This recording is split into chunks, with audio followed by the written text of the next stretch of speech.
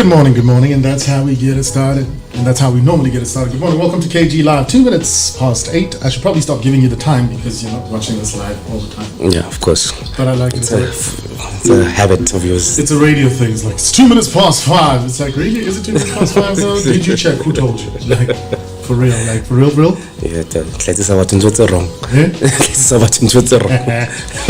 Anyway, we're here. I'm KG, that's Mo, and we are hanging out with you for a couple of hours. Well, not a couple of hours, we'll see, we'll figure it out. Maybe an hour and a half, maybe 2 hours, you know. We'll be having some conversations later on in the show. We are expecting to be joined by Candice Chirwa, who's our guest for the morning, and she is the host of a podcast called What the Relationships, or WTR, but also more importantly, she considers herself and is considered by others to be the minister of menstruation. What? Sir. What? Sir. Minister of menstruation. Minister of menstruation. Okay. Yeah. So what does that mean? What does that job entail? Well, we'll ask her when she gets here. Yeah, no. I suspect it's a bloody affair. Bars. I'm on fire. Bars. Bars, boy. And then, of course, we wrap the show off, as always, with Jamie's jam. Yeah. Jamie Jamais. Always. I like her jam this week as well. Is it? Yeah. I always look forward to her messages as well. Yeah. It's always motivational. Hey, sometimes you go to Jamie's jam, hey, when the week is getting rough, you're like, And then I posted on my socials, like, just remember what Jamie said. In my head, I'm like, KG, remember what Yeah, man, because sometimes it's tough, man. You have to pull yourself towards yourself. Speaking of pulling yourself towards yourself, of course, the gratitude moment. We pause the wheel on life and all things and take a little moment to be grateful for the things that matter. And then what else do we have? Health Fix. Got the Health Fix. Yeah, I'm gonna talk about how turning the volume up will improve your workouts and get you having better results. As in on my headphones? Yeah. On your headphones too. Okay, this I gotta hear because I'm just like headphones. Okay, yeah, cool. Just turn the volume up. They'll get the guaranteed results. Pump it up. God, and this is the only one truth that it is guaranteed to get you results. Turning the volume up will get you results. Okay, all right. I can't wait to hear it. As long as it doesn't mean more burpees for me. I'm cool with burpees. I can live without burpees. It might mean more burpees. I feel like we might skip that feature today. Talk about other things. Anyway, let's have a look at the week. The week that was. What a week. Wow. It's been an eventful week again. Hey, as usual. What week is not eventful in South Africa? As usual. We start the week off with Meghan and Harry interview on Oprah. On CBS. Yeah, no. The tea. I love how you said on Oprah and it's actually, but yeah, I hear you. Yeah, no. Oprah is that brand is strong. That brand remains strong to this day, man. Yeah, bro. Hey, man. The beans were spilled there, Chief. I'm just not sure whether it was all of them, but beans were spilled. Question: Do you, how much of that do you believe? Because some people are very skeptical. They're like, oh no, but do you really think the things that she was saying are true? Yo, how much of it do I believe? Yeah, I don't know. That's not an answer, Mo. You can't say I don't know. I mean, that leaves me hanging. I believe most of it. I do believe most of it. I do believe that there's an air of ill treatment that went on in that palace. I could believe that too. Yeah. I think, but what disappoints me, and this is just based on the little bit that I know about the monarchy, right? Or that monarchy, because they're not the only monarchy. Yeah. Is that the Queen herself, by virtue of her being a ruling queen, had to go through a lot of challenges, right? And I think there's shows now that depict that, there's the Queen, there's the Crown. Yeah. And for her to then be subjecting Meghan to what seems like she was subjecting her to, this is disappointing, bruh. I'm like, I expect better of you, Lizzie. Lizzie. No, but Lizzie. But Meghan did say her and Lizzie get along quite well. I think it's the other members of the family that were giving her a tough time. But who? Look, mind you, let me disclaimer. I actually wanted to watch it this morning. Yeah. Watch it, right? You haven't watched it? I haven't watched the full interview. Okay. I watched James Corden and Prince. You watched that. That was funny. That was funny. That's cool. I like James. Yeah. James takes a different. Yeah. Because apparently Oprah was upset about that. That interview came out the Thursday before. It was supposed to be an exclusive interview, right? Yeah. So James just sort of jumped the gun. But James didn't get into super detail though. He never does. Yeah, well he does sometimes, but I mean he didn't disrespect the the exclusivity of Oprah's thing, even though, what's there to disrespect? Sometimes you just hustle. Hey, dog eat dog world, bro. Yeah, and James and Harry are boys, so. Yeah.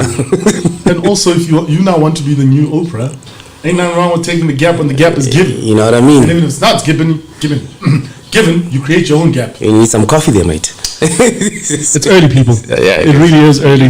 I know it doesn't look like it to you or feel like it to you, but it feels like it to me. It's cloudy. It's cuddle weather. We are here in the studio. I've been in here so long that I can't even tell that it's cloudy. I got here so early. Yeah, when I you slept, I left you here yesterday. You got here before me. Do you live here now, Tony? Is there something you need to tell me? I'm building, okay? Listen, building. You know, you my friend, I worry about you. It's fine. Every story of entrepreneurship has that point where the guy's like, and then I was sleeping in the studio or the office, and then I couldn't tell everybody, and so before they came, I'd go brush my teeth in the toilet. Yeah. Like where else would you brush Pursuit your of teeth? happiness type shit. Right? Yeah, I'm about to do it. Yeah. I should just put myself in this situation to test my grit. Is you it or is you not? Anyway, we laugh, but not all of the week was a laughing week. No. Of course, the Zulu Kingdom has lost its monarch. Yeah. Condolences. Condolences to the Zulu. I would say it is Zulu, but I think at this point we know that my Zulu is. Yeah, I know. We can't have two people on air disrespecting the language. Nah, let's not do that. Mine is better than yours, but I would not even. But it's also I feel like for you living in Soweto, it's a rite of passage. You can't have bad Zulu. Of course. Next to Harangu, like. Yeah. Next. No Zulus at all. Or do you just they're closet Zulus? Do you just assume there are no Zulus in Karango? Just don't speak to Zulu. Aranga speak Dori, they're here. But anyway, we digress. Okay. I suppose, do you consider him a former king now? Oh, he's no longer king. Okay. Well, I mean, King Tutankhamun, for example, stayed king. Did he? Yeah, you're king posthumously. I don't think you lose your title. Really? When you refer to him. So what are the... He's just late, so he's the late King Zuliti. Okay. May his soul rest in peace. R.I.P. So he is he's been like that. He has been king since I was born. Yeah, I think he's ruled for like 50 years plus or something. Yeah. Running Zulu King. Yeah. No, he's been. I just pray that the vacuum that comes with his departure does not create an impi of sorts, because that could easily happen. It could, but such is the nature of monarchy, right? But it shouldn't be. That's what we're calling for, Mo. You can't say such is the nature and make it like it's okay. There was always. I mean, we were talking about this even yesterday. Yeah. Even with the Xhosa Kingdom of Dalindyebo, there's a whole lot of there's a mess going on there about who's supposed to be the rightful heir of Dalindyebo. So. But again, I don't know how many Zulu people watch or listen, but the point is, if you care for my opinion, just let's keep it peaceful. Let's just peaceful transition of power, as we call it.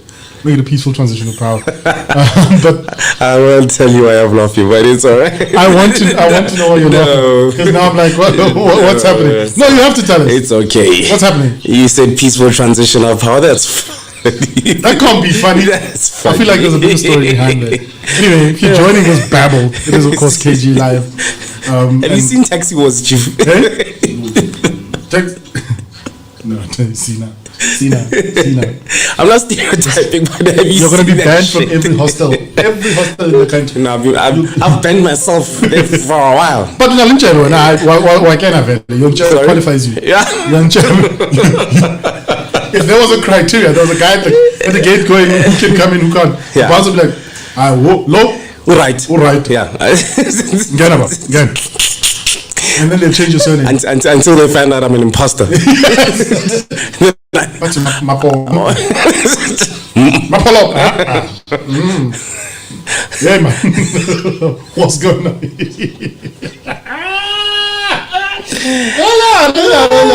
Anyway, but I mean, we make light of the side issues, but we do, of course, pay our respects to the king, his family, and the Zulu Kingdom as a whole. May his soul rest in peace. Yep.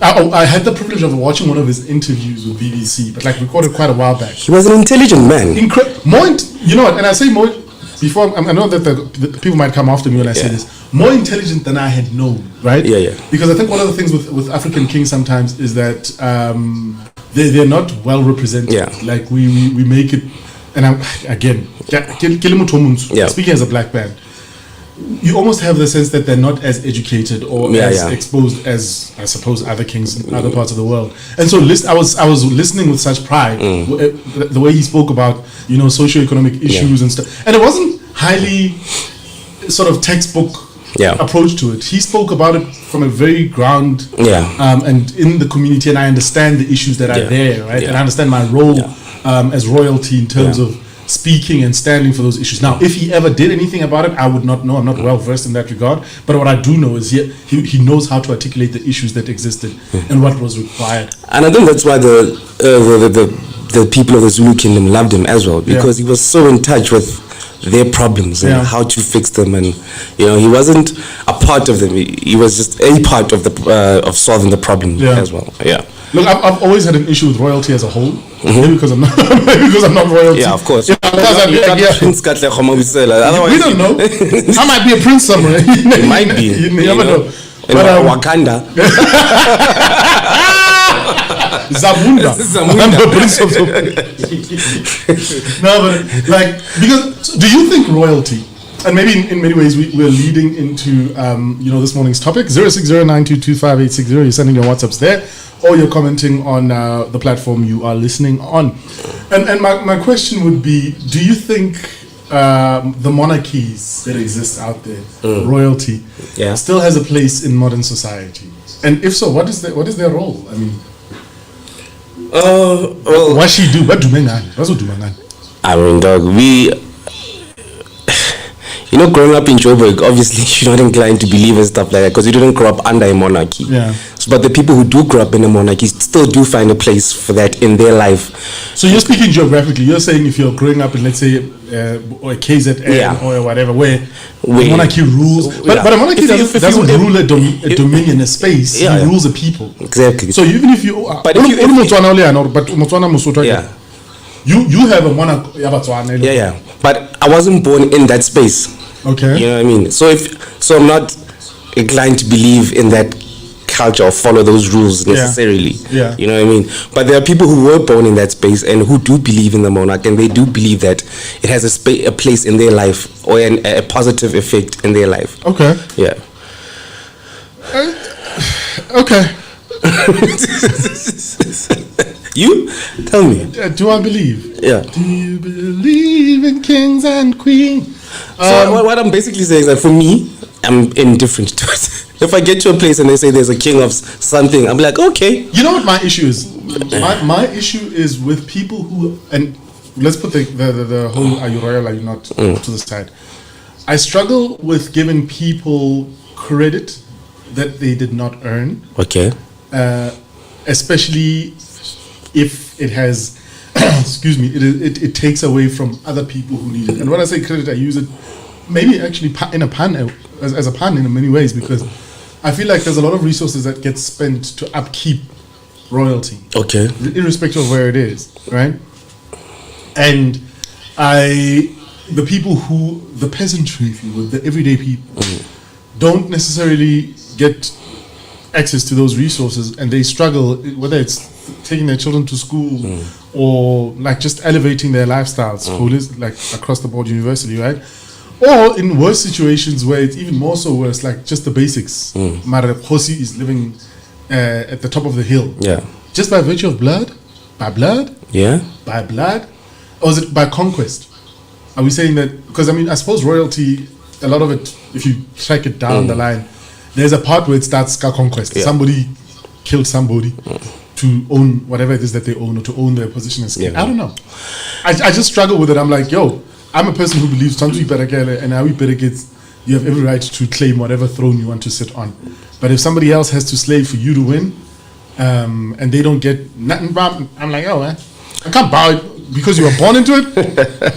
It's the same issue I have with the cheese boys and they don't hustle post their cheese boyness. Okay. I have no issue with you being a cheese boy. Yeah. Boy, that's exactly what we work for, right? Yeah, of course. Hopefully our kids, when we do have, if we do have, right, will be in a place of position, privilege. Yeah. But I hope that they also understand that privilege is exactly that. It gives you the privilege to be able to start like a little further than everybody else, as opposed to stop. Yeah. And be, you need to open new doors for yourself as well. Create other opportunities for the people around you, for yourself.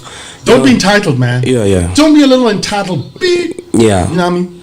But anyway, that's where I come from. The entitlement that comes with royalty is what I struggle with. Yeah. Do you think the people who live under monarchs have a problem with that? Because I think from my experience, they're really, really proud of their heritage and their monarchy. So that's one of the things that I do love about the monarchy from a symbolism. Symbolism. Alrighty. How about that coffee? That coffee could be good. We need that coffee. From a symbolism perspective, right?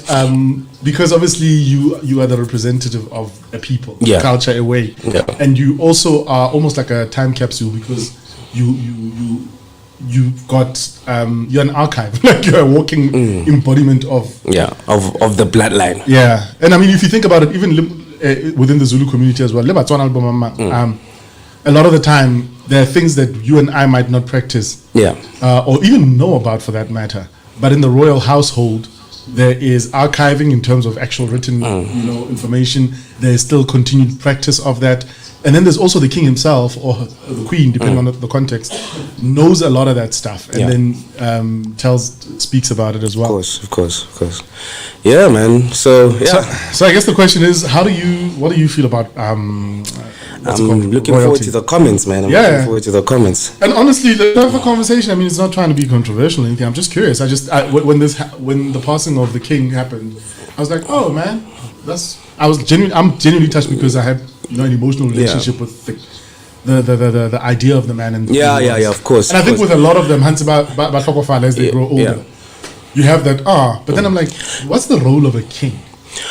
But the difference with me with this king in particular, King Zwelithini, is that he was also like a great political figure because he had an input in the political landscape. Yeah. You know what I mean? So his opinions were taken seriously by Parliament. So he had his ear on the ground, man. He wasn't a lazy king. Which king wouldn't you shed a tear for? That's big controversial. Oh my God! I've got one in mind because tell me, but I'm not going to mention it because I still want to visit that place again because it's nice there. Their farms are open. It's like an open space. My only issue with that particular prize that he spends a lot of money. Like he blows money. I think I know you. And it's not always on the things that help his people, if ever actually. Are you talking about the king from the land of milk and honey? Hey man, the king what he made back, Joe. No. And then he comes to us to borrow the money to manage. And then you go to one of the palaces and then you find all of them lined up and they're dusty and you're like, but these things haven't been driven for a while. But anyway, that's what I hear. And I haven't said anybody's name. Yeah, that's why I have no comment on that. I get out about controversial, you know me. I like to keep the peace. Really, you? Like about change? Was it change? 20 minutes past 8. Did you hear how the radio voice came in? Yeah. 20 minutes past. Say that in Setswana. What's the time in Setswana? Nako ile yana ke masuma mabedi. Morago ga ura ya botlhano ke botlhano 8 ke bokae? Botlhano ga bedi. But don't you love how like the old school radio guys do radio and like they kill me. They did. You know, that's what I fell in love with radio. They did. Already Motsweding FM. Liga la make it TT. There's always like singing. It's like no. It's like flowing. They're dropping bars. It's incredible. Yeah. You don't even have to know what they're saying. It's like I feel like sometimes I listen to those stations the same way that Nigerian people would listen to piano. They have no idea what is going on there. But it sounds good. It's amazing. It's so rhythmic. Yeah. Although there are other stations that I listen to. In other news, yes, Dr. Patrice Motsepe was elected CAF King. Yeah. Can we call him CAF King? CAF King. Screw a president. This is Africa. Yeah. That man basically ran alone for that presidency for the last 2 weeks because everybody just pulled out. Yeah, I was like, because when the president of FIFA, Gianni Infantino, he said publicly that no, we've got Patrice's back on this. Everybody was like, okay. What do you think made Patrice? What are the political moves that you think he made in the back?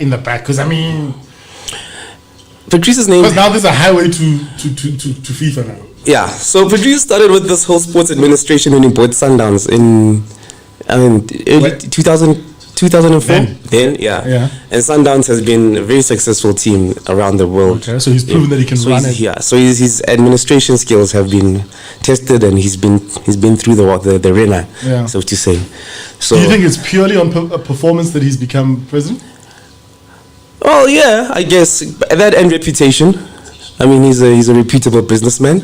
He's a billionaire. He's a billionaire. Your billions get there before you do. Exactly. Yeah. You know. So I think the president of FIFA saw that, and he's like, if there's anyone to run FIFA, it's this guy, because he definitely knows what he's doing. Okay. So for CAF, being president of CAF means that you are in charge of all soccer-related activity on the African continent, right? Yep. And how long is that term? 5 years as well? It's 5 years as well, yeah. Okay, all right. So maybe things will improve. But I'm surprised that he went straight from like Sundowns to CAF. Yeah. FIFA, working, SAFA and all of that. I don't think Patrice even cared about what was happening in SAFA. I was like, it's too much drama here. Do you think maybe that's why, so that he can influence it from... I want to go to the top. Let me see what I can do from the top level, just to see how I manage you guys. If I can be boss here, I'll be boss. The boss at SAFA. Oh, you won't let me in? I'm going to show you. Yeah. I'm going to buy the town. Yeah, because SAFA as well, there was like a power struggle for years. I don't know if it's still going on between Date Ivan and Date Danny Jordan. So there was been a power struggle going on there. So. Nice. I think it was since the bid. Was it before the bid? The World Cup bid? I don't know how long. Because I remember that bid created lots of animosity in lots of places. It did. But now also, when you talk about these things in the streets, you can see that a lot of people who are soccer fans are always siding with either one of the parties. They're like, I know, but that Ivan should be running SAFA. No, I'll tell you right now. Who's running SAFA now? Danny Jordan. Yeah. Is SAFA responsible for the Premier League? No, it's not that Ivan. Let's talk about that. Whoever's running the Premier League situation should leave that thing alone. So if you're gonna put them into SAFA, they're gonna probably fuck SAFA up as well. You think that Ivan is gonna fuck SAFA up? I didn't say that Ivan, because you want me to put names. I'm saying whoever is responsible for the Premier League, disagree. Has no business being called SAFA. I disagree. Really, tell me why. I disagree. On merit. I think that Ivan is the best sports administrator South Africa has ever seen. Really? Yeah. On what basis? I mean, look at why are we performing so badly across the board? Is the league performing commercially? Is the PSL performing badly? Commercially, yes, it's making sense because it's making them money. So how does it's making? When I say them, I'm not talking about the body. I'm talking about the individual. Does SAFA not have money? Hey, does SAFA have money? So, but is that not the fundamental problem? That the National League, that Ivan knows how to get money into a knows how to make money for himself. Yes, that's cool. Not for himself, for the system. The PSL runner is running because of his hustle. Okay, you know what? I'm not educated enough around the nuances, but what I'll tell you is this, right? Yeah. Sharp. The system has money, but is the system producing the results it should be producing in terms of what it feeds to SAFA? Because if SAFA is responsible for managing both the national soccer team and the divisions underneath it, right? The talent that comes out of the Premier League should be what's represented at SAFA level, at national level in our soccer team, right? So why is that not translating if there's so much money? I think what the PSL has done it's given SAFA a whole line of leagues and structures for them to choose from. Yeah. For the different age groups, you know what I mean. And so where's it going? Where's it falling apart? There's the multi-choice Diski Challenge, where the reserves of each professional team or the development teams of each professional team get to play and showcase their players, either for them to go into the senior team or to go into the junior national teams before they get to reach the Bafana, the senior national team. And then there's also the national first division, which in its own right has the same cause, you know. All those teams are battling out to get into the Premier League, but it's also run under the PSL. You know, so it's SAFA's duty to watch those pool of players and draw them out and play them in the national teams.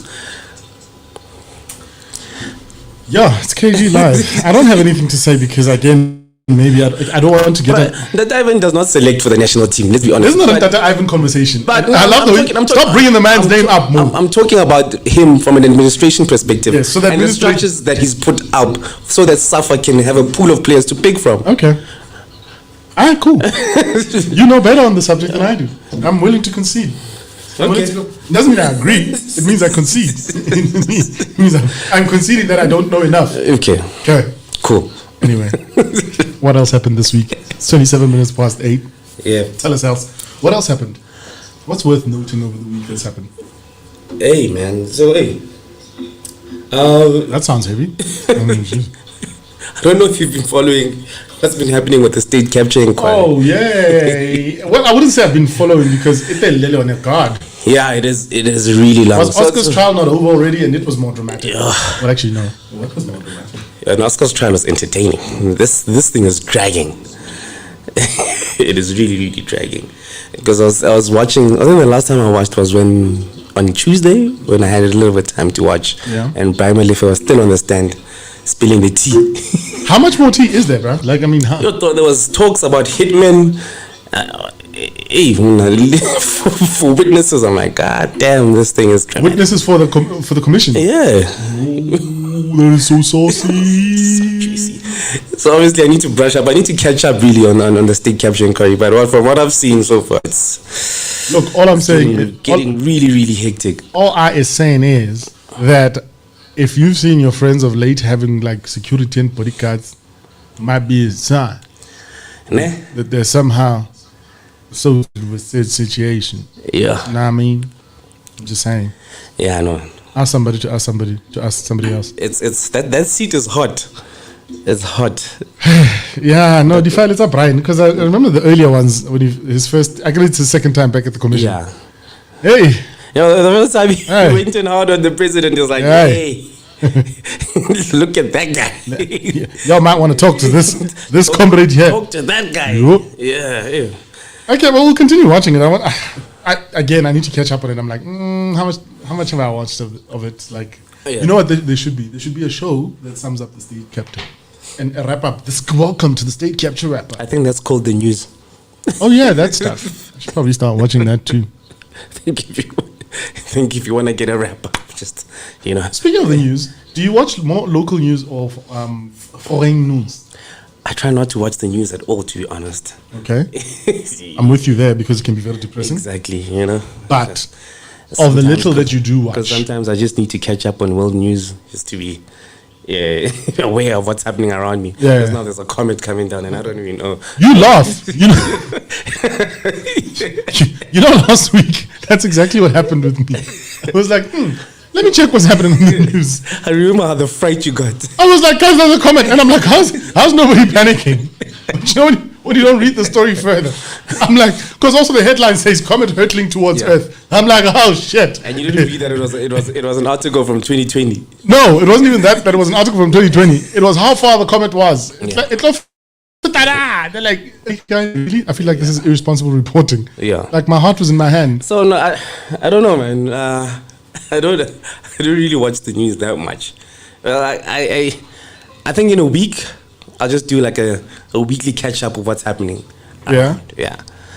It's just like a weekly recap. I'll probably put it on like twice, and I do a sweep. I'll do CNN, I'll do ENCA, and then I'll do SABC. Yeah. The South African. I think that's exactly how I do it as well. And I keep it moving. Yeah. Then maybe the odd article on my phone, because I've got the News 24 app on my phone. So when the pop-ups come up, and if I see if it's a story that I want to read about, just click on that, and then it happens. Yeah.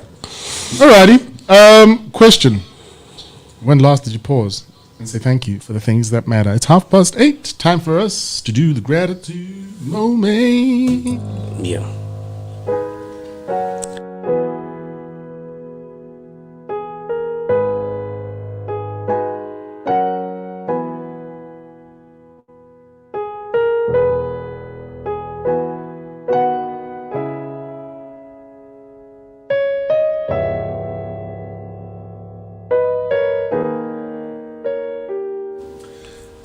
Okay, so here's the basic thinking.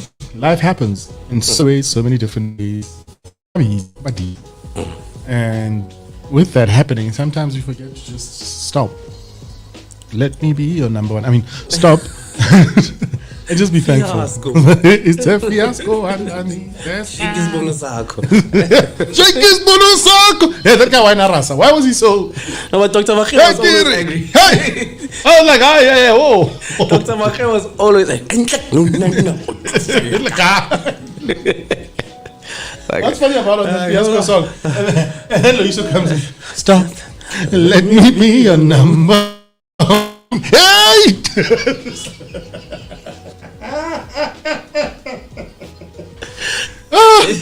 Oh wow! It's like a cheese boy little pants while fighting for a girl. Let me be your number.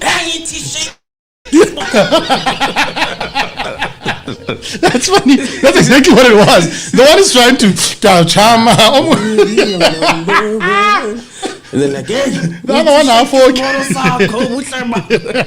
You're listening to KG. hey man, if I was that girl, I'm listening to that guy. Everyone was like, hey. Just out of fear alone. Like, hey. Trapping is soon to come. Oh wow! No, that's so. Imagine just walking down the street with your girl, dog, and then a gangster. Shake his monosago. Now you're the one shaking your spoon. You're listening to KG. KG. Oh. Before I die, wait till before I die from just from. It's a nice song. It is. It's a messy song. It is. I mean, they went squatter camp on that song because it was the TKZ family that one. Yeah. So they brought everybody. They're like, "Hey, fit, Party anthem, dogs, like South African anthem for days, but that or Palafala." Oh no, that's not Palafala. That's Benny in the 18 year. No. Oh yeah, can I be 18 area? Like a fish and Chips. to the north, to the south, east, and west, South Africa. Hey, tada! Hands down, one of my favorite quite group of all time. Without a doubt. Hands down. Without a doubt. Somebody asked me a very controversial question like last year. I didn't know how to answer it. They were like, did you prefer TKZ when Kabelo was on drugs or not? I was like, whoa! Hey. But then again, now that the question's been asked. It's a fair question. It's a fair question, Mo. It's a fair question. Hey, man, the man is talented. He is. Yeah. He's very hardworking. We know that. And he's clean now. I love who he is. I don't know anything about the drugs. Ow! Yeah. Okay. You'll get right. But it's an open. I mean, he's open about it. He said That's a you and media. No, but he said. It's not a secret. Yeah, he's been out about it. I think he even speaks about it in his book. Really? Yeah, and then he went to rehab. Went back to because he was big at that time. Man was Mo's taking this in the wrong direction. wrong. You know when something goes wrong direction, wrong. And is Pangalan and is. I refuse to be a part of that. Like I don't know which phase of TKZ was his drug phase, but hey man, that group was great. No, that they were. That nobody can ever take away from them. That group was. They were amazing. Yeah, no, Tukul, Zwei, and KB. No man, they were doing the things. Where's the rest of the clan? Zwei is what is Zwei doing? Zwei is husbanding, probably doing some production work somewhere. Because Zwei has always been like in the background.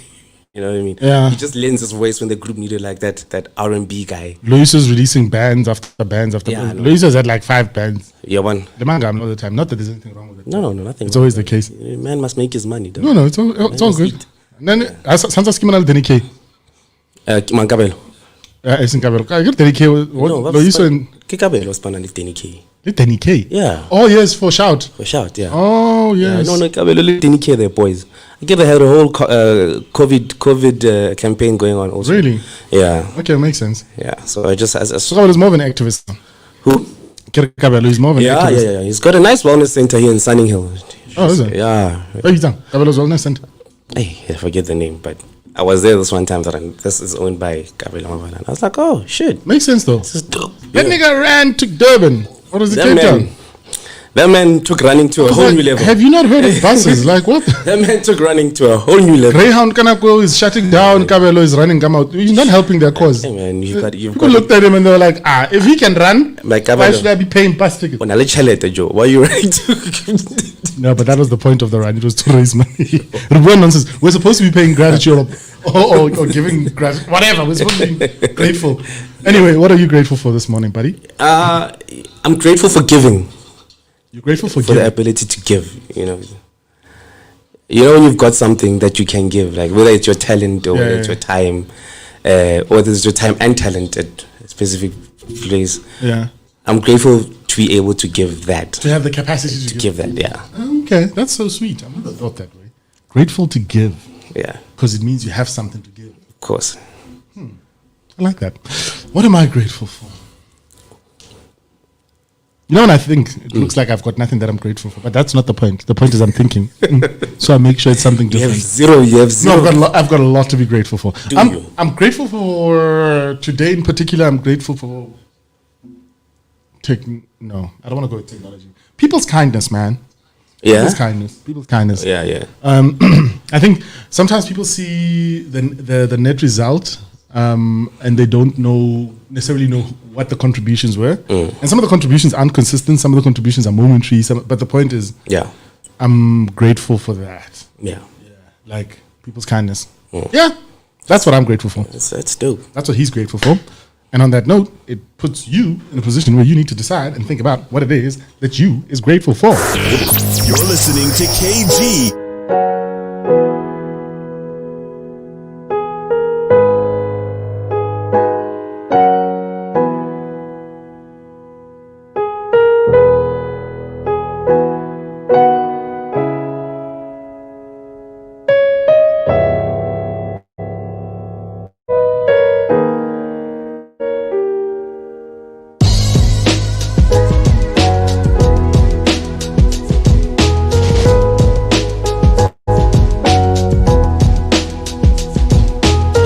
Still here, we ain't going nowhere. Were you ever a good rapper? Yeah, the stage of my life. Really? Yeah. No, I didn't ask, like, were you ever a rapper? I'm asking, were you ever a good operative word in that I was, dog. I had a banger in varsity, bro. A banger? A whole banger? I had a banger in varsity, dog. Me and my boy Ashley, dog, we had a song that was popular on campus. We were like, campus. This was like TUT. TUT, bro. Oh, what was the song called, player? It was called Nyugu Pezulu. Nyugu Pezulu. Zaka Pezulu, Cash Pezulu. Boy. Yo. That song was a banger, dog. We actually, so we didn't know these things. It's our Samro of registering a song as we were asked to perform that song at a club called Times 4 in Pretoria. Times 4 was a joint. It was a Times joint. 4 used to be like the Hatfield equivalent of Taboo. We performed that song at Times 4, and then Ashley goes to the club, I think like 2 or 3 weeks later. Yeah. And the song is playing in the club. But we don't even know who's performing it. And it's just like, as in it's being performed. But no, like it's in the. Oh, it's playing on the. But we like, dude, how did they get the song? But those aren't our voices. Somebody else recorded those songs. No. I actually got back to Rez and he was so pissed off. He's like, oh, what the fuck, bro? I just heard our song in the club. Oh, what do you mean? Wait, let me understand you correctly. Somebody else recorded the song. Somebody else recorded our song and then it was played in the club. The same club that you performed your song in. So the club owner was a really cool guy, like really dope. So he probably thought, oh yeah, these boys have this track.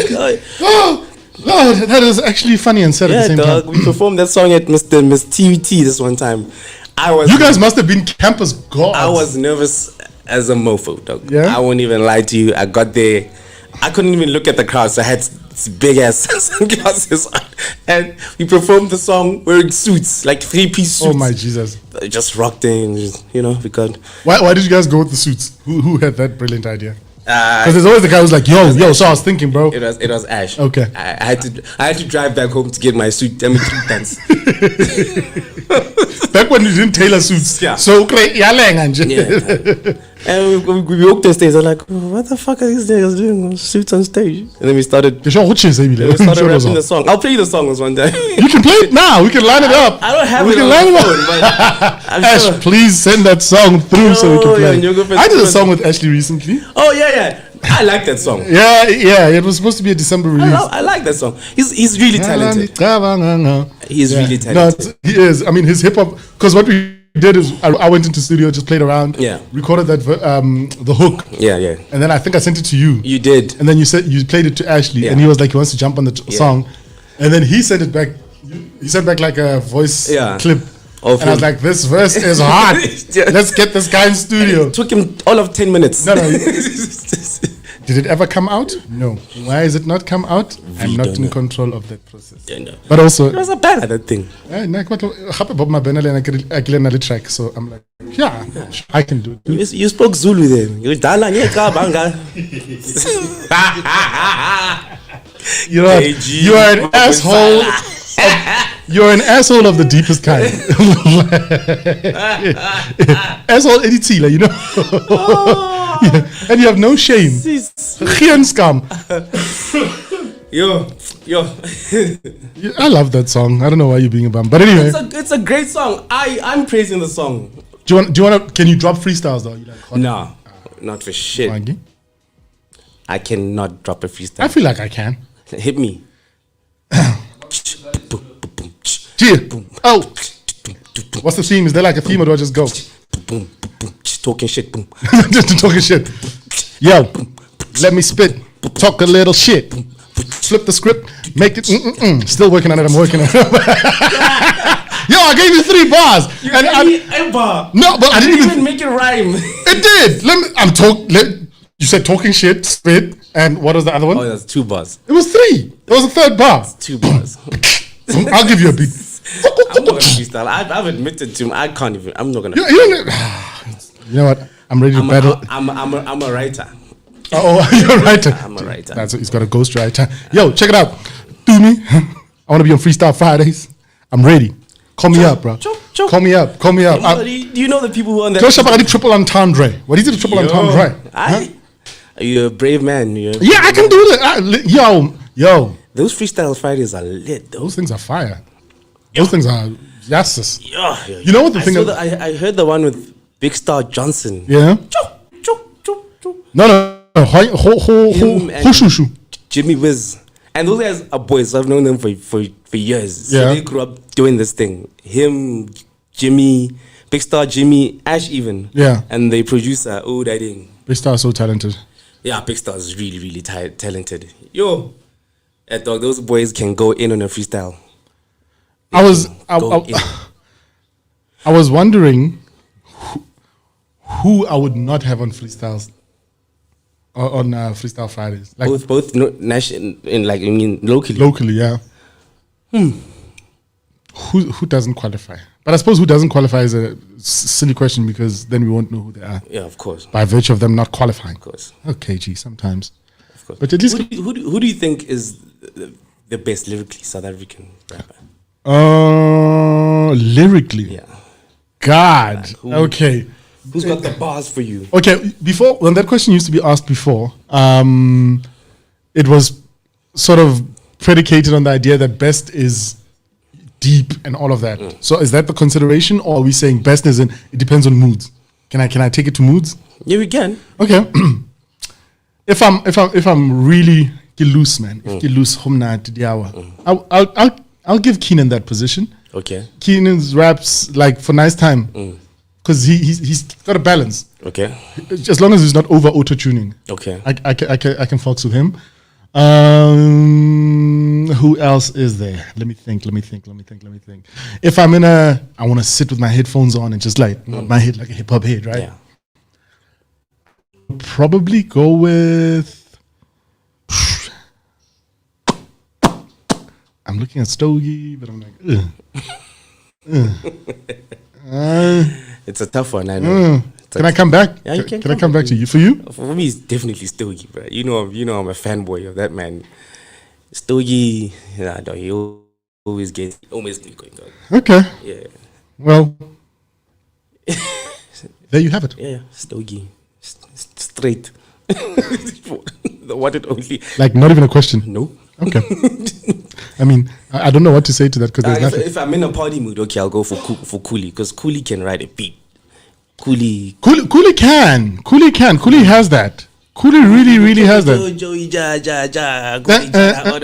Ratata. Somebody yesterday though was saying, and I always say somebody when it was me. No, I'm kidding. It wasn't me. Was saying that Cooley is at that point in his career where he is iconic, right? Yeah. But also needs to take a break from, because he's almost like he's creating pop art, and he doesn't need to. If you get what I'm saying. Okay. And as such, like it's dumbing down his content. Like, do you get that same feeling? With Cooley, I haven't listened to a lot of his recent stuff. Yeah. Because I'm still listening to a lot of his old stuff because I like the idea that I've got of his old stuff. So I think for me, none of the new stuff appeals to me. Okay. Maybe he's trying to break into a new market, into the new crowd. Maybe we're not really the old school. I feel like he needs to do a Jay-Z. Take a pause, and then when he comes back from that pause, he comes back with a sound that is his space, where he is in life. Yeah. I feel like when he was Mr. Party and Motswako, Morafe days, I loved him on Morafe. Kept loving him. But I think after the Absolute Vodka deal, that period, I started to like, give me something else, Kuli. Like, give me those bars. Tell me those two. And also, here's the truth. You honestly don't need the money. Unal Aston Martin, so you really don't have issues there. And the thing is, you don't need to be put inside. We know he can do it because Kuli is fire on the mic. It's Kuli, yeah. Remember that first verse, yeah? I think it's here I am. Yeah. Yo. I think he's the one who says, went back home the following year, my spirit's broken. No, that's Dukes. Him and Dukes. Dukes, Momulimi, Tony Mac. God, those people are talented. Anyway, I feel like we should take like a musical break. I feel like we've been biased to the one. And I'm proud. I'm being proudly biased. Gotta be biased sometimes. They are great. Let's take a break. You're listening to KG.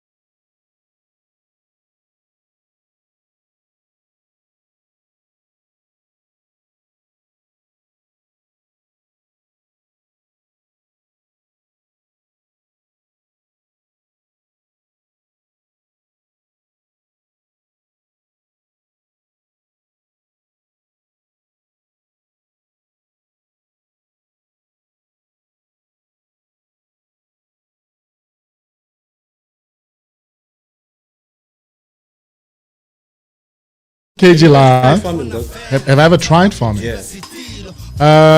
No. Nothing. Well, I grew up on a farm, as in, well, the earlier years. Like, what do you think? That doesn't count. You growing up in a farm and you actually. So try out where you're going with this, actually.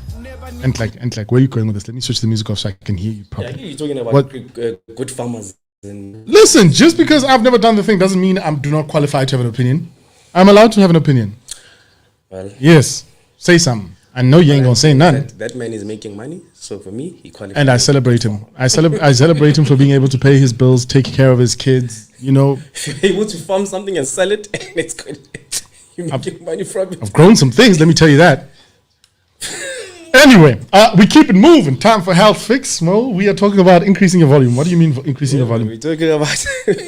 That was funny. By the way, still to come, we talk to activist / Candice Chira. Okay. She's standing by after he's done telling us to increase the volume about some. So we're talking about how turning the volume up guarantees you results in your workouts. Like, guarantees you results. This is how you get guarantees in your workout. Okay, so when you say volume, the headphones I'm running around with when I'm exercising, that's part of it. Oh, I was just being facetious, but okay. Have you ever been in a rut during your program? When am I never? I'm in one now, actually. In a rut? I'm actually in a very. I haven't been on the road with my bike in a while. I haven't actually done. Yeah, really? I used to do 5 sweat 1000s until 2 weeks ago, 5 a week. Yeah, and I'd really push. I've done 2 since last week. You know, when you do a program for an extended period of time, for more than 2 months, your body starts getting used to the program. Okay. And then your muscles don't react to that program anymore.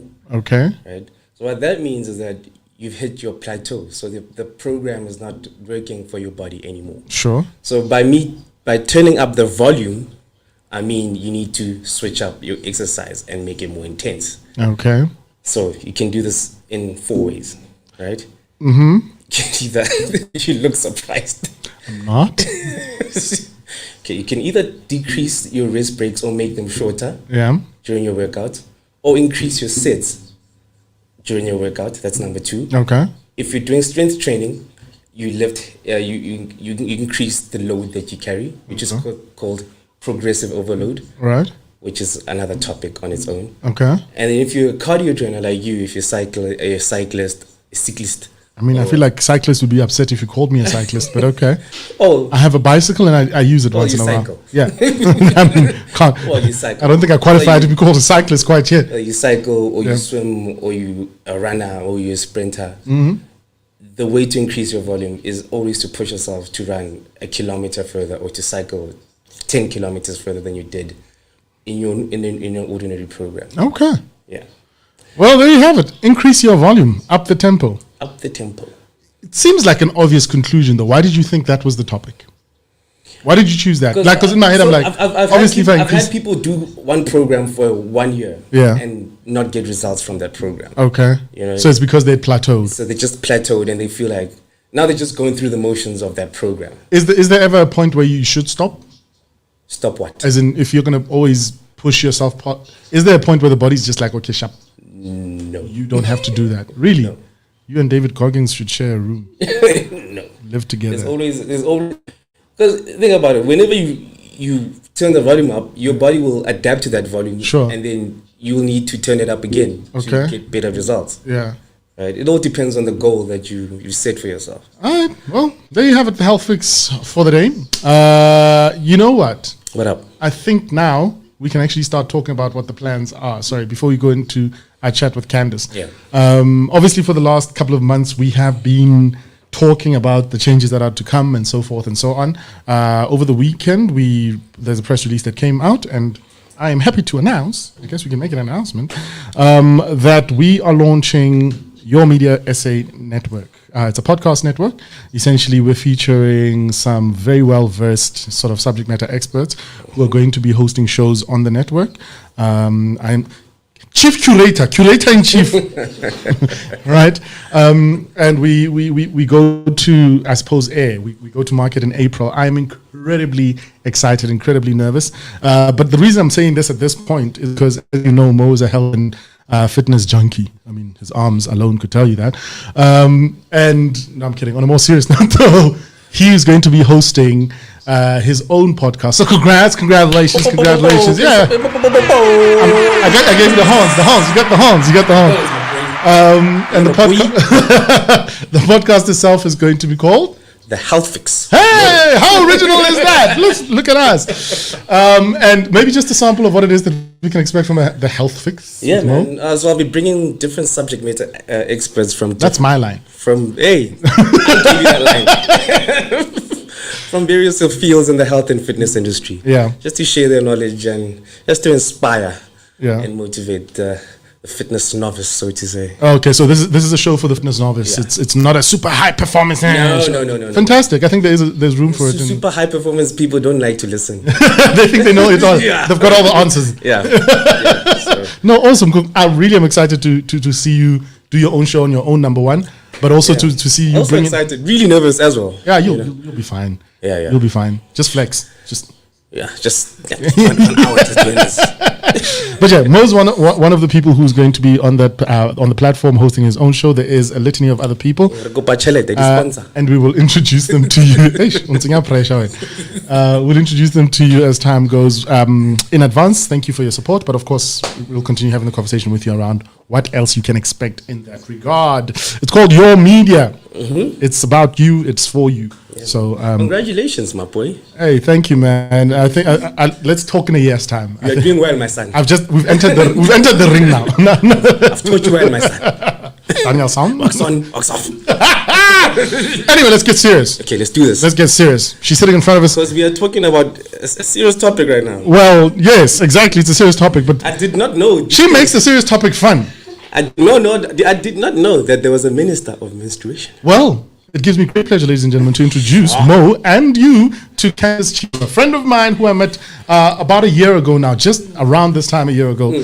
We had the pleasure of sharing the TEDx stage together. Yes, you heard that. We were on the TEDx stage. You guys were meeting each other during lockdown?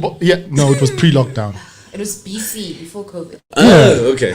Okay. I love that. I wasn't ready for that. Okay. That's BC before COVID. Did you know that there was that's the new BC? Yeah, BC, boy. BC. I feel like Christ is upset. Wherever Christ is. He left the group chat alone.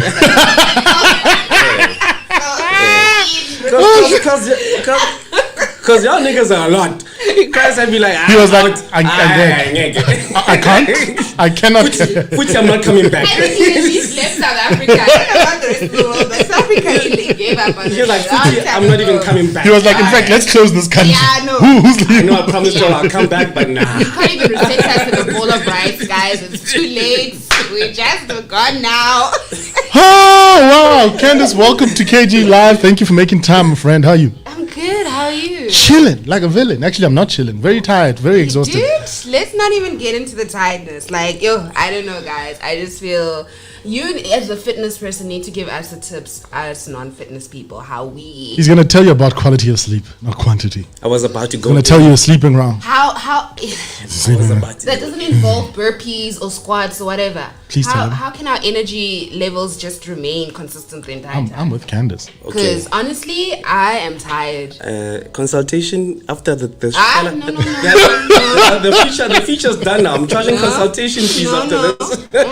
As I walk away from that one, I'm not going to be a part of that one. I have nothing to do with this. Okay, I get free consultations. Let's talk. I was with you, Candace, until that moment. Let's talk off air. This can go on for an hour. Listen, I'm tired, but I'm blessed, guys. Tired but blessed. I like that. So we know you, right? Or at least I know you and Mo's met you today. So I know why you're tired. Because busy, man. Hey, guys. You know the entertainment people are booked and busy. Booked and busy. But being booked and busy and serving your people, and not being on a government's budget, it's hard, guys. Kunzima. Don't we know that? Kunzima. When the state is like, the Minister of Administration is not included in the fiscal budget. It must happen. You know what we should do? I feel like we're actually slacking on this minister part. We need a couple of things for you to really truly be a minister. I agree. Right? Number one, we need you to have a protective service. I agree. Right. Okay. I think he's Mo, Mo. you're on protective detail. Yeah. I Okay. agree. Yeah, right. Cool. So you're gonna. Yeah. I like that you assume that I can fight. No. It's the optics. Well, you look like You must can just fight. look like you can do some. That's what matters. That's what matters. we need to get you a convoy. I agree. We need for there to be a convoy because no minister moves without a convoy. Guys. So highlight as BMW. Listen, Minister of Menstruation here. We need a Minister. blue light situation. Yeah. And if you could Situation. make them red lights, that would be dope. But anyway, continue. Okay. Wow. I see what you did there. That's horn. That is horn worthy. Oh my God. Boss. It's Anyway, unique, guys. we're talking such nonsense. We actually haven't even started talking about why you're here. Guys, I love Let us be professional broadcasters. Okay. You are a busy person because Yes. you are a lecturer. Yes. You are an activist. Yes. And with that comes running your own business. Yes. You are a facilitator on top of that. Yes. You are an author. Yes. You are part publisher in that authoring world because you bring other people with voices together to create authored books. All right. So, Entleg, when do you chill, bruh? Yo, I was meant to be chilling right now, TBH, and then Oh, wow. like all of a sudden I'm being asked to come to an interview. that's- on a Saturday Wow. morning. Look, You're going to do us like that. I follow. Geen the thing. scam. But I mean, I only come for important events. well, It's important to well, me, you right? put it like that. No, I mean, come on. yeah. I had to just bless the people with my presence today. It's fine. Bless us. So I follow the philosophy of Bill Gates. Bill Gates says he worked himself to death Monday to Friday, but then he lived the life of a Jewish person on Saturday and a Christian on Sunday. So I take my weekends very seriously in resting. Yeah. Because my productivity, in order for me to be very, very productive, I have to rest. Yeah. I can't be operating on burnout.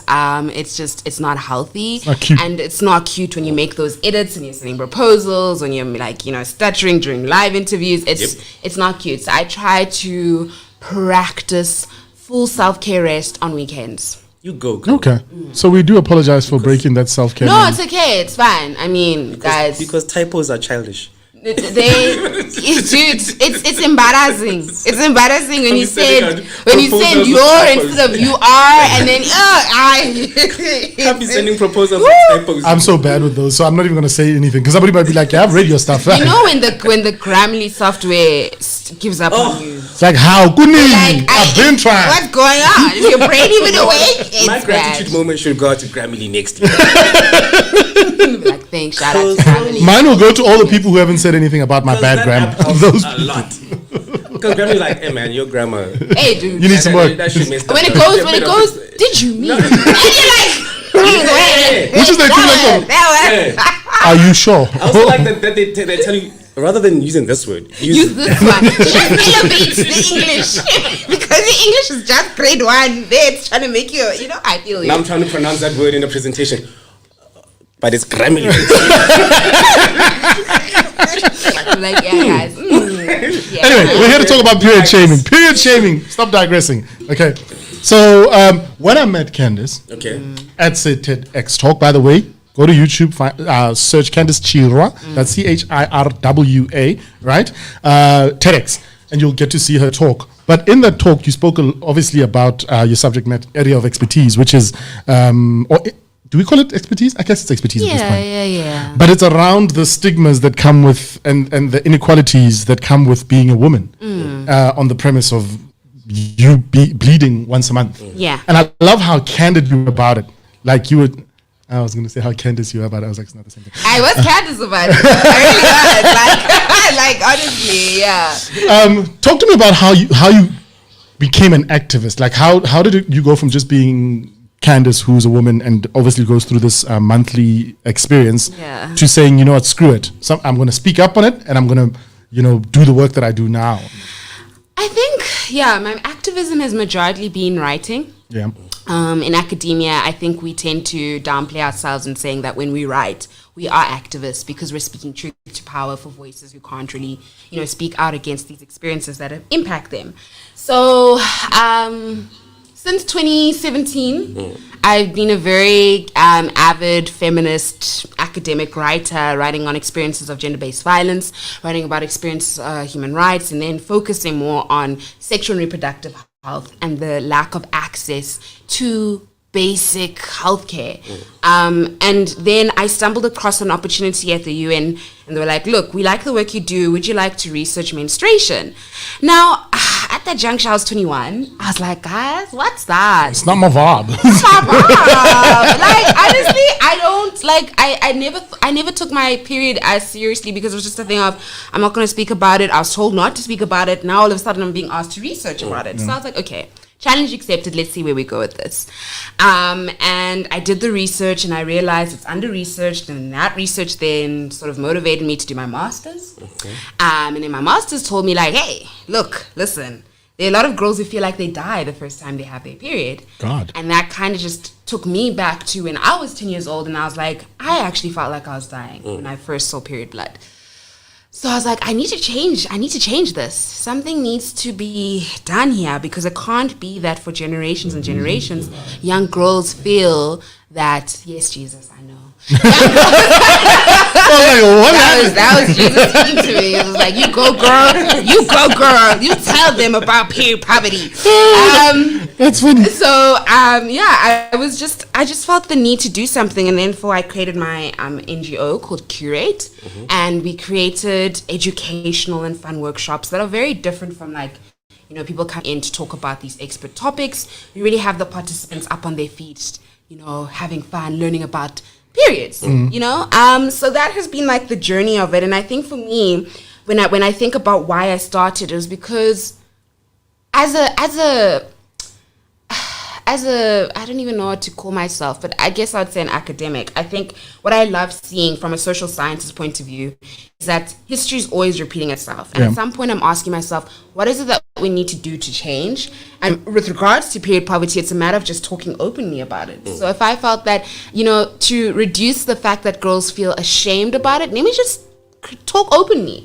Let me use whatever platform I'm granted to just talk openly and normalize these subjects. So yeah, it was just really, I think, trying to change that stigma. And also, if I had the opportunity to sort of teleport back to time to when I was 10 years old, I would tell my 10-year-old self, there's nothing wrong with this. Yeah. You know? So, yeah. I feel like Mo and I are the people, we represent the people who need to be sitting and listening to yourself and people like yourself. And I'll tell you why. Up until I heard you speak on the subject matter, I cared very little for it. All right. I had no understanding of things like period text. I didn't even know that was a thing. I was a pad text. You see, I didn't even know what the right terminology is, right? Yeah. And then also, more importantly, I did not know how prevalent it was historically and religiously, even in today's society, in terms of period shaming and discrimination on the basis of being a woman. Talk to us a little bit about that. School us. Like, literally, we're here sitting with you for you to school us on what I've just said. All that. Look, I think from a history standpoint of view, women's bodies have always been stigmatized and objectified, but the stigma really comes from a point of what women's bodies are sort of converted to, and therefore, you know, we're just sort of population breeders, you know, we just create population and that's it, right? But then when it comes to the time of the month, then there's a form of shame that is put on the woman's body because there's no association of the man. So if I'm not pregnant, therefore I have no value, and being on my period means that I should just isolate. Now, I think what's interesting is that when we look at where all the menstruation stigmas and myths come from, it comes from, I'll say this. Say it, come on with it. Old white men who were trying their best to really, really go beyond and above justifying menstruation myths. So for instance, there are these two guys at Oxford in 1818. We decided, let me go and take menstrual blood, collect it, and then throw it onto flowers and animals and then see what the outcome is, right? Hold on. I need to understand this right. Yep. You're saying to me. They collected menstrual blood. Okay, I don't know how. I'm not going to even get into that. Because that was my next question. That was my next question. I don't know, but they collected menstrual blood, right? And they threw it on live matter. Now, out of the study, the flowers apparently died faster than an animal did, and therefore their conclusion was to say that menstrual blood is dirty. What? They did not ever, within that study, say how long it took, because I mean, you know, were the flowers in the sun? Were they even getting any water? There were just so many factors that were just up in the air. But you can imagine two men in an institution like Oxford sort of creating the standard that period blood is dirty. Just collecting blood. They just decided on a random day as Majita, you know, let's go. Wait, what are you doing Saturday? What are you doing? let's just prove a point, okay? What assholes? Okay. So from then, you have centuries and centuries of menstrual stigma coming in different forms, like you can't go to church, you can't cook, you can't, I don't mind that you can't cook on your period, honestly. Like, don't ask me to do anything. But there was just so many social and restrictive behaviors because of the study and other perceptions of menstrual blood, and therefore women, young girls, and menstruators are told to just remain in a dark place, keep to themselves, and not be shown. Then the most abusive forms of this menstrual stigma is in Nepal. So there's a practice called Shaphaudi where young girls have to be put in a menstrual hut for the duration of their period. You know who? In a menstrual hut. A hut. Like a hut. Okay. Right? And just sit there. Yeah. There's no toilet. There's no form of ventilation. There's no form of... It's not like, you know, when you think of an Airbnb, glamping. No, nothing. I would expect that it wouldn't be nothing. Nothing. And what happens then is that you have these young girls experience another form of violence besides them being isolated. People take advantage of the fact that, oh, these girls are by themselves, I can sexually exploit them or abuse them. And what was the worst case of the scenario is that a young girl died in 2018 because she was trying to keep herself warm due to smoke inhalation. Wow. So you can imagine what centuries of Majitas doing the most turns out to be in the 21st century just because of something that is natural and biological. And I think for me, that's why it's so important to just really shed light on how silent we've been about these things. Yeah. I mean, when I approach young girls in the classroom, like, okay, girls, we're talking about menstruation. They just say like, like, what is that? Why are we talking about this? And then when you get to the end of the conversation or the workshop, they're like, I understand why we should be talking about this, because it's a collective experience we all go through, and we genuinely need to support each other, you know? That being said, have you ever done any workshops for young men as well, for young boys? Yep. Just to get them to understand what the goings is going on. The goings. You know what? And I won't lie, the recent one we did last year, we had the most interactive bunch of men. They were so eager to learn because, you know, they're like, look, I got some shorties in my life and I want to understand why shorty be like, you know, menstruating. And I'm like, okay, I get it. I play you and your show. Right? And I think they come from a perspective of they want to come off as impressive. They don't want to be like, oh, I don't know what's going on. I'll hide or disappear. And they really came from a point of they just really want to learn. So especially when we have this activity where we show them each period product and they have to like present it to aliens, they were so shocked at thinking someone collects blood on this pad or this is a menstrual cup. But then with the confidence that they had, they presented it because they're like, I want to learn more. So I think men are so willing to learn, and luckily we haven't had any form of like stigma around that or any guy going, I don't want to learn about it. No. I need to be part of that workshop. Listen, because I've got two sisters, right? Okay. The most I've done is go into a shop and buy pads because my sister will be like, Awuti, hey man, I'm going through this. Can you please get me some?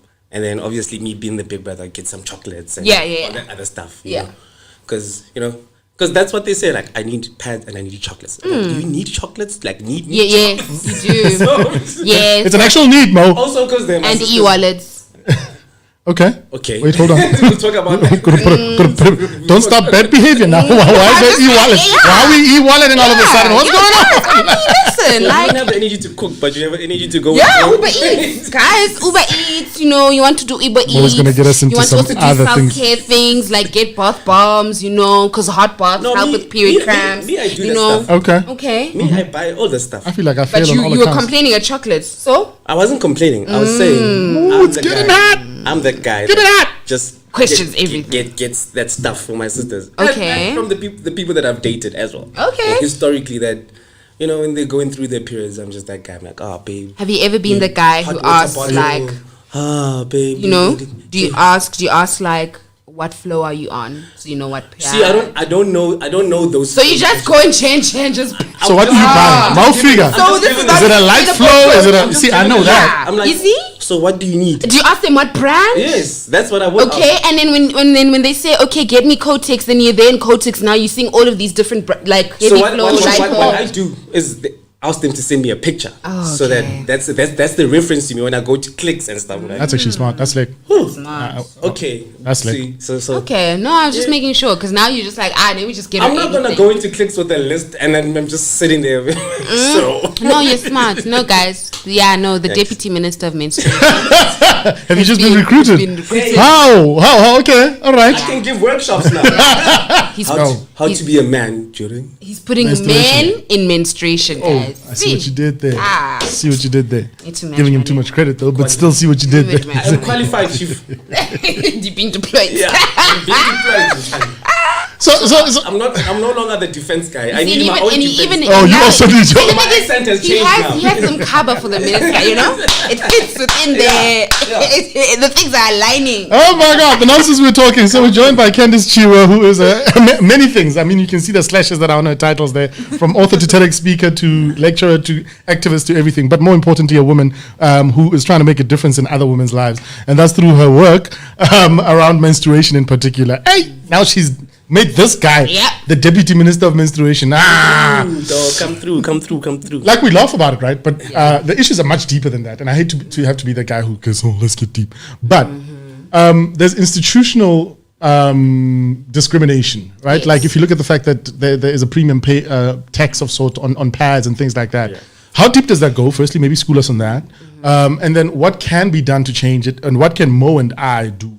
And who else can do things to make sure that the period shame, whether it's whatever it is, all the negatives that sort of are in that period box, if you would, Yeah. are put to the side, and we live in a world where you, as a woman, don't feel like you carry the burden of period. Yeah. You're already dealing with the period itself. Yeah, I think so. Firstly, the form of shame and stigma that we're going through is a largest part of period poverty, because the shame and stigma falls within period poverty, and from a finance point of view, I think the Minister of Finance was very late to removing the tax on sanitary products. And this is like now. It was like 2019. Yeah. So, firstly, before 2019, sanitary products were considered luxury items.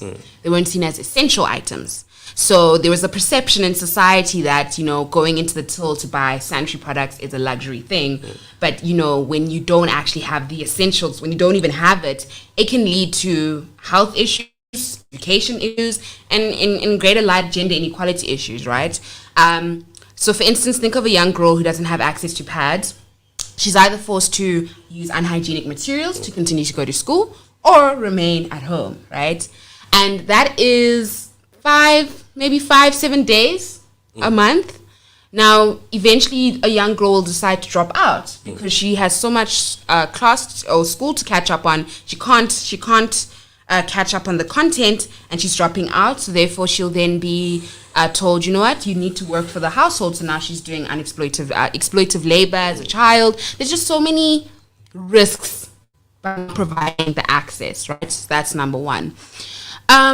So fine, the minister decides, let me remove the tax in 2019, and then this year he decides, let's provide access to these products for poor menstruators, which in itself is good, but I mean, I also have a bit of hesitancy because it was last year in itself that there was a scandal in KwaZulu-Natal that about 2 million rand that was 4 dignity packs were actually not even given. Yeah.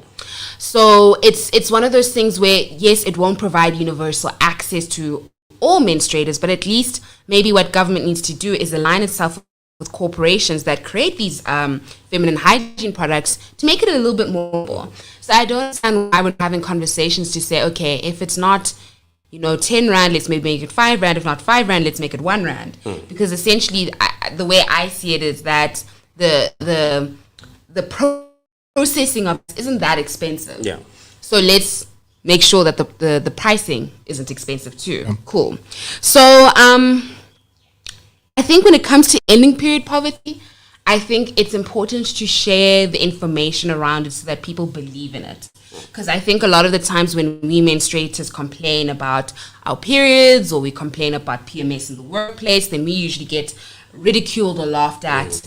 And it's all because we're not having enough information about period poverty, but we're also not having enough conversations about the realities that menstruators go.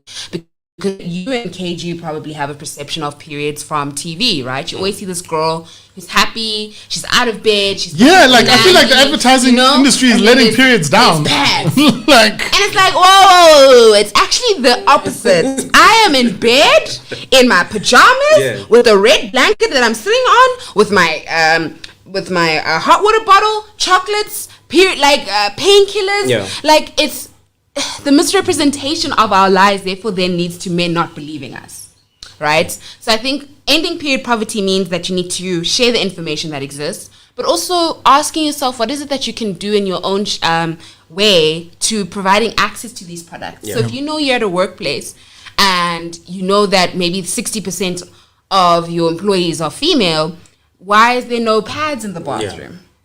Or any form of sanitary products? What can you do in the next general meeting to say, guys, I think there needs to be access, because it can't be that there's condoms in the bathroom, that there's not pads in the female's bathroom, right? I think also then asking yourself what you can do every month to maybe donate to charities that continue to provide the products to young girls. There's just so many ways that you can sort of end period poverty in your own way, but I think it's just starting with talking about it. You know what the messed up thing is? Over the years, we've seen so many NGOs come up with the intention of providing sanitary pads to these young women, and it never ever happens. You know what I mean? Because they get budgets and allocated to them, and then they end up spending all of that money. Is that a reality though? Is corruption rife in that space? I guess corruption is rife everywhere. Speak your truth, girl. You're the minister. Let me just. She took her glasses off. It's about to get real. I may or may not have gotten into a beef with a certain celebrity, who was, started her own sanitary pad line, which I'm highly proud of. Like, I think there's power in celebrities joining in the menstrual activist space to just provide more influence. But I think in this situation, the influence was used not in the right way. I think when being asked about her movement, it became a thing of me, and not really more about the menstruators or the young girls you're intending to serve, right? And I think there's been a lot of allegations about where the money's from and where the money's being directed to. So there's always just some form of hesitancy when celebrities decide to jump into the menstrual activist space. And I think even though I haven't really addressed the situation, I think to menstrual activists who are celebrities, I think you should all intention. Is the intention more to make a profit, or is the intention more to really help young girls? And if the intention is to help young girls, then never make it about yourself. There's a line of menstrual activists in this country who have worked tirelessly behind the scenes and don't really care too much about recognition or care too much about the money that goes in. It's all about the impact that they have. And so I think that's one thing that I've had an issue with lately, is that I don't know if celebrities are just jumping on for the sake of being relevant, or they're jumping on because they genuinely believe in the cause. I guess that's my only gripe, but... Well... I'm just saying. So how do we, us as men, become menstrual activists? What can men? Yeah, how can we be better? How can we better serve the cause? The deputy minister. Asking me that. And I suspect you are now. From what I remember, Get the brief. huh? Yeah? What can we do? Yes, Yeah, sir. what can we do, Chief? We are here. Tell us. Yeah, Chief. There was no induction here, Mjana. You need to get up and running. Alright, Chief. So what? No, but how yeah. can we be better allies? Yeah. Yeah. Yeah. Yeah. Allies. Allies. All allies. Allies. Be better airlines. I think the men need to do their homeworks. The homeworks first. They need to really And what is that homework? What are we learning? What should we be learning? what menstruation is Okay. versus what you've thought it to be, right? Because pop culture has made menstruation to be this thing of women completely lose their mind, they're completely irrational, and just throw chocolate from them at a far distance. No. Oh. There's a reason why we go through the hormonal fluctuations and experience PMS. And therefore we will get emotional and moody and bloated and have food cravings. It's a lot. Understand why, right? So do your research in terms of what happens throughout the cycle. So not just us going through menstruation, but prior to that we have PMS. Prior to PMS we have ovulation. So that's when we're the most fertile. Understand what happens from a physiological point of view, right? So when estrogen is up and progesterone is down, therefore, she will have a cravings for food. Okay, then maybe I as a man should ask her, is there anything that you want to be made, or is there anything I can get you? Are you craving chicken licken? Do you want, I think just be first so that you may be of service. Wow. During that time. Wow. Okay. First, so you can be of service. And I think it's just a matter of always having a conversation. So is there anything that I can do for you that you can so that you can feel better? And sometimes we'll be honest. I'll say the presence of you breathing right now in front of me is bothering me. Right? Hold on. Hold. Right? I've had that. I would literally just look at you and be like, I've had that. you breathing right now is bothering me. And that's because I'm upset. And I can't take it personally. You can't take it That's the worst. personally. Like, First time I heard that, I was hurt. I was like, yo, I'm hurt, bro. Yeah, they were heard you. I still get hurt now. I'm like, I'm hurt. I just want to cuddle with. I'm just like, no, bro. And she's like, dude, I had to leave the house. I was like, if you touch me right now, and respect that, Yeah. respect that, Understand it. I had to understand. Yeah. it, Understand it. Yeah, because you can't respect it if you don't because like understand it. we literally, there's days when we're like, okay, we really do want to be held, and there's days when we're like, I really just want to be by myself. Yeah. I'm literally going through the most. My emotions are all over the place, and I just need that space. Yeah. So that's why I say always just not obviously ask every hour, but just be like, let me know if there's anything I can do for you, and even if it's giving you space, I'm happy to do that for you. So just be flexible. Be flexible, but do your homeworks. Yeah. Do your homeworks. Just research what it's about, and I think also having that conversation with your partner as well, because not everyone's period is the same. Yeah. So, for instance, mine is like, okay, 2 to 3 days of heavy flow, and then the rest is like light flow. But then my friend who has endometriosis, for example, she has the cramps beforehand, then she has the cramps during, and then she has the cramps after. Okay. So as a partner, it's obviously a thing of you need to ask, what is it that you need? Do you need painkillers? Is it something I need to get from a prescription? It varies. So it's also important to have that conversation with you. You know what's crazy for me? I'm researching as we're talking, right, and just adding on to my own knowledge of this, of firstly period poverty as a concept, right, and there's a stat that the Stellenbosch University did a bit of research on, and it's apparently 30% of girls won't go to school when they're on their menstruation. That's a big number. Yo, man, that is almost 1 out of every 3. That is a big number. That's That's sad. Yeah. that's like a basic right that's being denied because you are bleeding. Yeah. If I fell and cut my knee, I'd have a Band-Aid available for me. Yeah. Just limited. And I think it's also underreported because remember when girls do miss school, they don't really actually mark to say on period. Also true. Just sick. So how many girls are actually sick one time of the month when they're not going to school? Yeah. And it's not reported as their period. That's something that I also had to research in terms of just understanding the reporting of these things. Yeah. And I think what's been very interesting that I think a lot of organizations in South Africa need to do is they need to do trial studies to say, okay, let's do a group of girls in rural South Africa, give them reusable bags, for a month and see the studies between before they had the reusable pads and after. And the results will shock you because there will always be an increase in attendance. Okay. So even in Kenya, Uganda, Zimbabwe, there's always been an increase in attendance. And so now it's a thing of like, okay, now we need to ask ourselves the access to these products. Is it a thing of government not caring, or is it just a lack of awareness? And I don't think it's a lack of awareness. Oh, there's plenty of awareness at this So point. much awareness. I mean, also, here's another stat. Boom, boom. Sure. Are you dropping facts? I'm on stat. Let's go. Woo! I'm on fire. 800 million women menstruate daily. And that's excluding 100 million. Million. Yeah, and that's excluding menstruators who do not identify as women and are trans. Yeah. So Trans add men menstruate. That's why I say menstruators, because I go women, girls, and menstruators. Because how does that happen? Is it because of the estrogen levels that are in the system that they start menstruating as well? Yeah. So let's go with. So I see I am the deputy minister. No. You don't get to slide back in just with that one little comment. Don't work like that. But wow, 800 million. Okay, so then we're probably looking at 850 million people. Yeah. Cheapest. Yeah. And we're still having this conversation. Yes, Right. unfortunately. Right. Candice, we can't have you forever, as much as we'd love to. Parting shots. What are things to remember? What can we do better? And also, more importantly, I think for me, is what are you busy with that we can support? Okay. Wow. Ooh, parting shots are which is a natural and biological function, should not be an obstacle to daily activities. Period.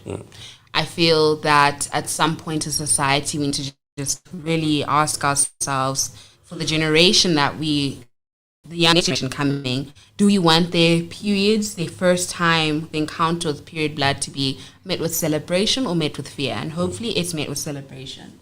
So we should normalize period parties. I don't know, like let's just, have conversations when a girl starts menstruating, and it's the thing of like, okay, have sleepovers, celebrate this, just normalize it, because there's nothing disgusting about it. Science and medicine has proven that menstruation is a healthy occurrence of human life. There's nothing wrong with it. In terms of where people can find me, your girl's on Twitter, she's on Facebook, on Twitter, Instagram, at Candice_Chirwa, or the Minister of Menstruation. And yeah, I've got exciting things happening this month that I cannot disclose until it's obviously disclosable. Yeah. But I'm very excited for the work that I'm doing this year. Happiness. I'm so excited for you bring too. more menstrual positivity to the nation. Let it flow, girl. Let it flow. Let it flow. And then, Deputy Minister, parting shots. Yeah. What are you busy with? What are you busy with? We want the minister has set her agenda. How are you? What is your agenda for What are you taking this agenda for? I'll be hosting workshops for men. Okay. I'm educated about menstruation poverty. You know what I'm going to say to that? I will be heading. I'll be heading these workshops with you, my friend. I see what you did there. With absolute pleasure. With you, my friend. With absolute pleasure. And my approach to it is this: I don't know. I'm there to learn. Of course. And also, I'll be doing my research as the Deputy Minister of Menstruation. Yeah. And how us men and females can move forward in this space and create more awareness. Just make sure. Educate ourselves. I'll be making sure there's benchmarks, so you're not going to be redeployed. Yeah, so your KPIs are important. They're very important. I know Very you. important, eh? You want to see the Benchmarks. Please make sure you. Want to see them next week even. Yeah. Want to see posters. I might even take your position. When I get into it, I get it. Ow! Now there's a coup. Before this coup happens whilst I'm here, can we leave? Folks, it's been an absolute pleasure. Candice, thank you so much for joining us. To you who's been listening and watching, please remember that this is something that we shouldn't be discussing in 2021. It is the equivalent of us still talking about slavery and abolishing slavery. This is something that you and I can make a difference in. Period. Actually, maybe that's what it is. Just period. Let's get it done. And I think this bit of information that's been shared will help you wherever you are do what you need to do. I know it definitely will help me. Mo, what are you doing this weekend? Hey man, I'm chilling. Okay. It's always a footy weekend though, because I'm just chilling and watch. You know, I just chill and watch football and drink beer the whole weekend. Yeah, I'm coming to his house to chill. You Watch. have that body. What's no, You see, that's the thing. He's slick like that. So this guy, he's a sabotagist. No. He invites you to his house on the weekend to do exactly that, right? No. Knowing that in the week he's been doing 50 million burpees. Has how many carbs? There are within cheat be- days. No, So this no, is my no. cheat day. No, don't lie on the public platform. This is my cheat day. Before I kill Mo, I'm gonna eat pizza, have a burger, We gonna and wrap- have some You beer. see? And then tomorrow I'm up at West Cliff Stairs, burning all that shit off. You joining in the morning? I've got something going on. Catch me inside my bed. All I'm saying You is, see? something going on here, my fault. There's something going on. I got something going on. I'm telling you exactly what I do. God's favorite child. So yeah, bruh. So I'm not even listening to you anymore. I don't know why you're still same, talking, because also, at this point I'm just like, yeah, whatever. also I'm gonna say this again, guys. Please take care of yourselves. It's still, this corona is still real. COVID is still a thing, folks. COVID Still protocol very still real. apply. Masks on. Please. Italy reported 23,000 cases yesterday. You see? 23. You see? Yeah. You see? So guys, take care of Also, yourselves. that's a lot. Please, What I have the beg. Italians been doing while we're home? I don't know. What's going on in Italy, people? What's going on? Open the country, dog. I see stadiums. Fans are going to the stadiums now. You know, it's all that they Am I allowed to say they deserve it? They deserve it. Because I mean, he's just making certain decisions. But anyway, we could be here forever. By the time we see each other, you know how it goes. Be kind, live, love, learn, and as is always, listen. Playing us out, as is every Saturday, is Jamie and her jam. And of course, it comes with her motivational message. Ciao. See you soon. Hey guys, hope you had a great week and are having a great weekend. I just want to remind you guys that to stay positive and just share love, joy, and peace. And I just want to tell you today that grow through what you go through. So grow like a plant through what you go through in your life. Okay, love you guys. Let's go jam. You're listening to KG. You're listening to KG.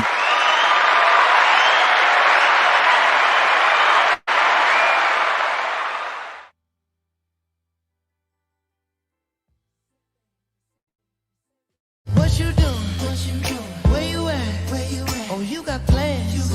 Don't say that. I'm sipping wine.